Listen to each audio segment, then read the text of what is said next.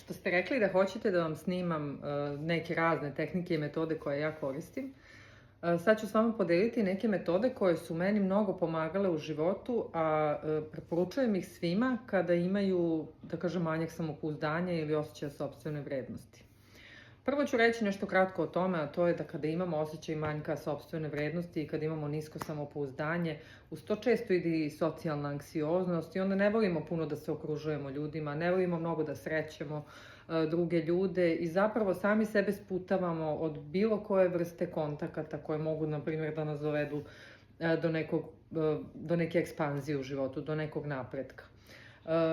Bez obzira na to, osjećaj niske vrednosti i osjećaj niskog samopouzdanja i socijalna anksioznost je sam po sebi težak čak i kada niste u socijalnim krugovima i kad sedite sami sa sobom u svom domu.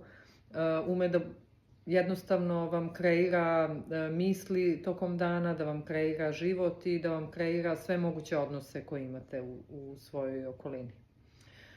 Kada imate osjećaj niske vrednosti, takođe je mnogo važno s kim ste okruženi i da li osobe koje vas okružuju doprinose tome da se vi osjećate loše ili su to osobe koje žele da vam pomognu da iz toga izađete. Ako imate tu vrstu podrške, onda će vam ovo sve mnogo lakše pasti. Nešto što savjetujem svakome ko ima nisko samopouzdanje, zato što i ko ne ume jednostavno da primi ništa lepo u svoj život, nešto što ja često savjetujem, a to je da se više fokusiraš, pošto samo još nešto da dodam. Kada imamo nisko samopouzdanje i osjećaj sopstvene vrednosti, mi smo često people pleaseri. Tako da će ova vežba ići jako lako. Ako se fokusiramo na to šta je ono što mi imamo da damo drugima, ako sebi navedemo šta mi pružamo drugima, onda ćemo se već bolje osjećati, zato što ćemo u tome pronaći neku vrstu, da kažem, satisfakcije.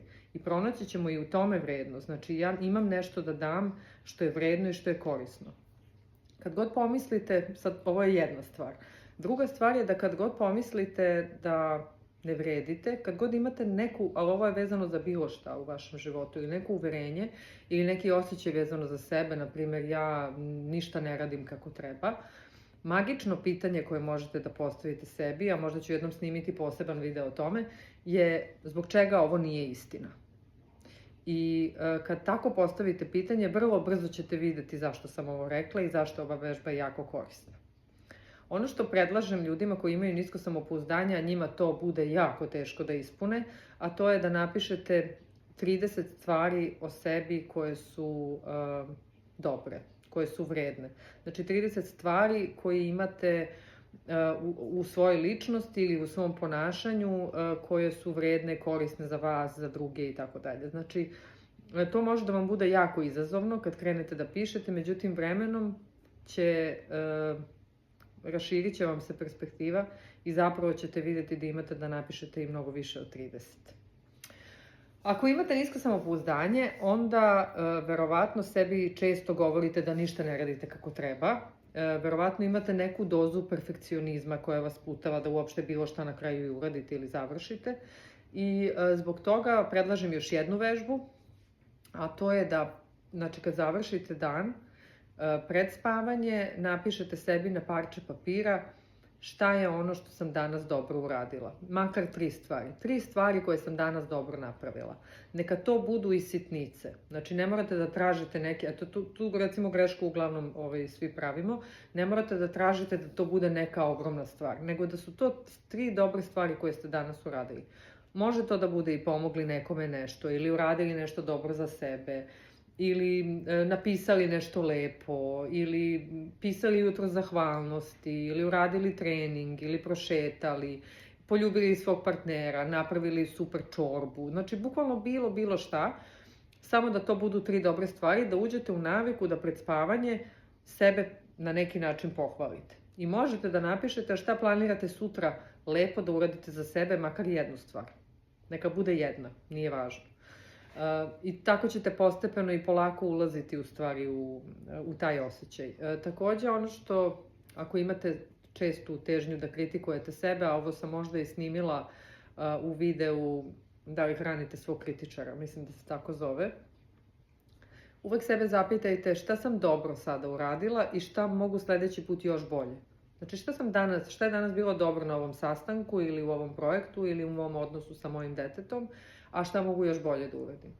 Evo sad kad sam spomenula dete, palo mi je na pamet i sa jedne seanse razgovor, pošto mi mame često imamo taj osjećaj okrivljavanja same sebe, majčinske krivice, da nismo dovoljno dobra mama, kakva sam ja mama kad može da mi se desi ovo, ono, lalala. Danas mi radi druga mašina. Juče je bila za veš, danas za suđe. I u stvari kada uđemo u taj osjećaj, mi u stvari stalno sebi govorimo da mi nismo dovoljno dobra mama. Ovde recimo može mnogo da vam znači pitanje zbog čega ovo nije istina. I tu može stvarno da vas spasi u tom trenutku osjećaja da ste ono dno dna. A zašto je važno rešiti se osjećaja da niste dovoljno dobra mama? Zato što ćete onda zbog nečega što ste možda uradile, što smatrate neprimerenim, što smatrate da nije bilo dobro za dete, da ste mogli bolje i tako dalje, onda neke stvari koje zapravo i jesu, za koje i jeste nužno da postavite granicu, nećete postaviti granicu, nego ćete tu popustiti.